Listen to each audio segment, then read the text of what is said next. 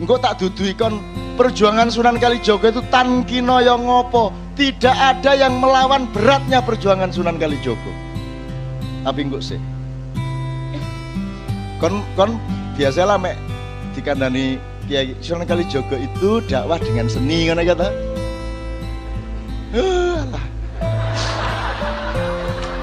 Opo dakwah dengan seni kaya Romai Rama karo Zainuddin MZ. Mbah Ainun Najib karo Kiai Kanjeng. Nah, opo dakwah karo seni ku opo lah. Itu mek pekerjaan kecil. Sunan Kalijaga engko ae. Engko tak dudui. Tapi intinya adalah yang Anda catat sekarang. Sunan Kalijaga itu hidup berjuang sejak akhir Mojopahit Brawijaya 5 dan dia memproses seluruhnya sampai awal Mataram. Jadi melewati 4 zaman besar. Majapahit, Demak, Pajang, Mataram. Dan kalau Anda sekarang bertemu dengan Sunan Kalijaga, Anda akan tahu bahwa Anda belum melakukan apa-apa di muka bumi ini. Jadi kalau Anda sampai menangis dan putus asa, kamu akan membuat sedih Sunan Kalijaga. Ojo meneh raimu. Aku iki biyen gurung ono SMS. Gurung ono BBM. Gurung ono mobil, gurung ono bensin, gurung ono LPG. Aku ki ngeluruk Sabdo Palon Naya Genggong ki ageng mangir. Aku ngeluruk MPR DPR-nya Mojopahit iku tak Islamno secara subversif. Prabu Brawijaya tak atur ya apa carane mergo gini, ana 3 siji santri boyongan ngalor ratusan ribu orang dipimpin oleh Sunan Kudus, stafnya Sunan Kalijaga. Iki sing bagian santri kuplukan. Nek watu alhamdulillah gitu. Weng alhamdulillah. Nek sing tengah iki Islam tapi gak semantri santri. Jadi yo gak tapek kuplukan, rada abangan titik yo gak suka lah.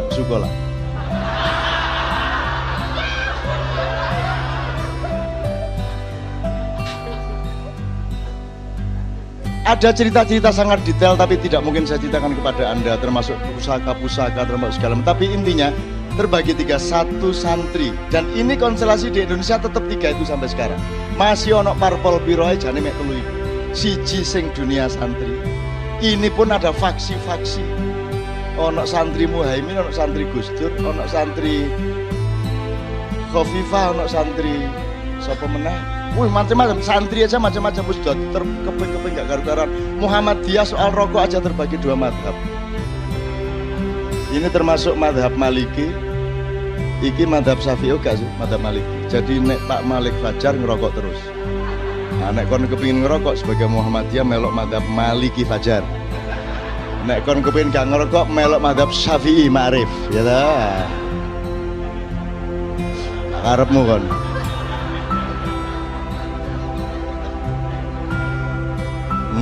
Gitu ya, terbagi-bagi ndak karu-karuan. Yang tengah ini yang kita sebut kejawen. Kejawen itu Islam tapi Jawa. Nek santri itu Jawa tapi Islam, jadi Islamnya lebih menonjol. Kalau kejawen, Jawanya lebih menonjol. Pelopornya yang di tengah ini adalah Prabu Brawijaya 5 sendiri. Prabu Brawijaya terakhir yang juga masuk Islam dan potong rambut, tetapi dia bilang secara kultural saya tidak enak kalau saya menunjukkan pakaian santri saya karena banyak rakyat saya yang juga masih belum masuk Islam, jadi saya tak toleran secara budaya.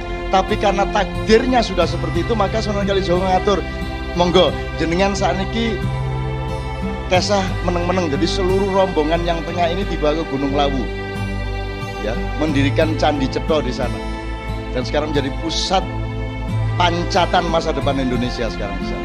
Ini yang bagian kejawen, termasuk istrinya Prabu Brawijaya yang tidak masuk Islam itu tidak ikut rombongan tengah tapi ikut rombongan utara. Itu namanya Dewi Andarawati Wayu Nemen.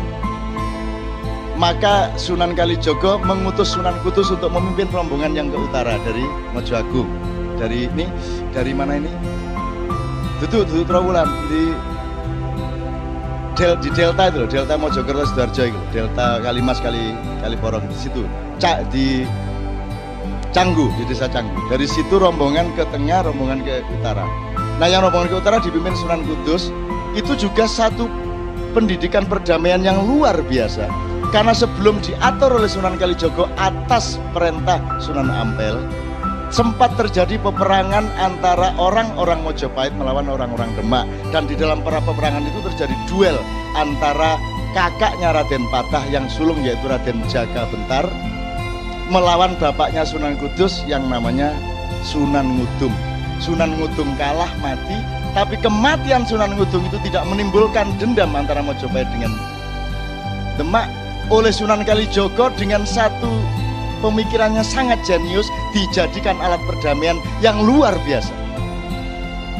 Sunan Kudus disuruh Sunan Kalijogo bikin surat kepada Raden Bentar, yaitu yang membunuh bapaknya. Gusti Raden Bentar panjenengan dipun aturi diminta oleh Raja Demak yaitu Raden Patah untuk menjadi senopati nomor 1 di Demak. Padahal barusan bunuh bapaknya Sunan Kudus, senopatinya Demak. Ditawari Sunan Kalijogo untuk malah jadi pangapnya Demak. Itu kan tindakan politik yang tidak bisa dipahami. Tapi ada sangune apa? Dus kondo Bentar jenengan mateni bapak kula niku pun adek diurus mboten napa niku pun takdir Gusti Allah, kula ngapura kabeh wong Demak ngapura, sing penting sampean sakniki ngewangi adik sampean Raden Patah untuk menjadi senopati di sana. Nah, si Raden Bentar yang sebenarnya juga merasa tidak enak bunuh Sunan Ngudung, akhirnya merasa ya Allah kok saya malah dijunjung. Akhirnya dia benar-benar menjadi senopati di Demak. Itu tindakan perdamaian yang belum pernah terjadi di dalam sejarah modern. Yang namanya Sultan Salahuddin paling pol menyamar jadi tabib untuk menyembuhkan Panglima Perang Salib, tapi tidak sampai meminta Panglima musuh untuk menjadi Panglima pasukan kita. Dan itu yang bisa melakukan hanya jeniusitas otaknya Sunan Kalijogo. Akhirnya si Dewi Andarawati dalam rombongan suwe-suwe di jawil-jawil dididik, akhirnya dirabi karo Sunan Kudus, berhasil. Terus Raden Bentar berhasil menjadi Panglima Demak, Panglima Perang Demak. Dan karena dia pada dasarnya itu punya kecenderungan spiritual yang tinggi, maka akhirnya dia mengundurkan diri setelah beberapa tahun menjadi senopati. Kemudian dia pergi ke Jogja Selatan, di sana dia mendirikan padepokan. Ini nanti saya akan cerita serius mengenai padepokan dan tanah perdikan. Dia menyebut dirinya Panembahan Budu. Nah, kalau Anda ingin tahu itu, kapan-kapan Kiai Kanjeng salah satunya itu adalah dari daerah Pandak, di mana Panembahan Budu ini dikuburkan di sana. Nyimpang sedikit teman-teman sekalian, Pak Suko dan teman-teman sosiolog politik, sosiolog kenegaraan yang mungkin belum pernah mendengar. Selama kita pernah mengalami sejarah sampai zaman Mojopahit itu tidak ada organisasi kerakyatan, tidak ada organisasi rakyat. Rakyat itu pokoknya wis mencar-mencar sak ketemune lah. Terus ada sentralisasi kekuasaan. Apa itu Singosari, apa itu Ndowo Kediri, apa itu Mojopahit. Tapi rakyat tidak memiliki organisasi. Sunan Kalijogo lah yang menciptakan otonomi daerah. Sunan Kalijogo lah yang punya ide agar supaya di setiap wilayah itu didirikan apa yang dia sebut tanah perdikan, dipimpin oleh orang yang oleh Sunan Kalijogo diberi gelar Ki Ageng atau Ki Gede. Jadi ini negara federal, Demak ini negara federal. Masing-masing wilayah memiliki otonominya sendiri-sendiri, tapi berada di dalam satu MOU kesejahteraan dan keamanan dengan Demak. Tapi Demak tidak tarik pajak kepada daerah-daerah perdikan itu. Mergo nek uangku wis percaya dan cinta gak perlu kok tagih, dhek mesti ngekek. Kan begitu. Nah sekarang ini karena orang tidak bisa saling dipercaya, maka kita butuh hukum formal, kita butuh transaksi tertulis, kita butuh Quran. Dulu orang tidak ada Quran sudah bisa menciptakan kemuliaan dan kebiasaan hidup seperti yang ada dalam Mahabharata dan Ramayana. Jauh sebelum ada Al-Quran. Mergo menungso akhirnya wis gak iso gawe dan menerapkan penemuan-penemuan hikmah hidupnya sendiri, maka Gusti Allah memutuskan arek-arek gini diculno tambah suwi tambah gendeng. Wis tak kei pagerai, akhirnya dia turunkan Taurat, dia turunkan Zabur, dia turunkan Injil, dan disempurnakan menjadi Al-Quran. Iku saking nemene menungso, dijarno gak kena, dijarno egaliter, gelut tok, nyolong.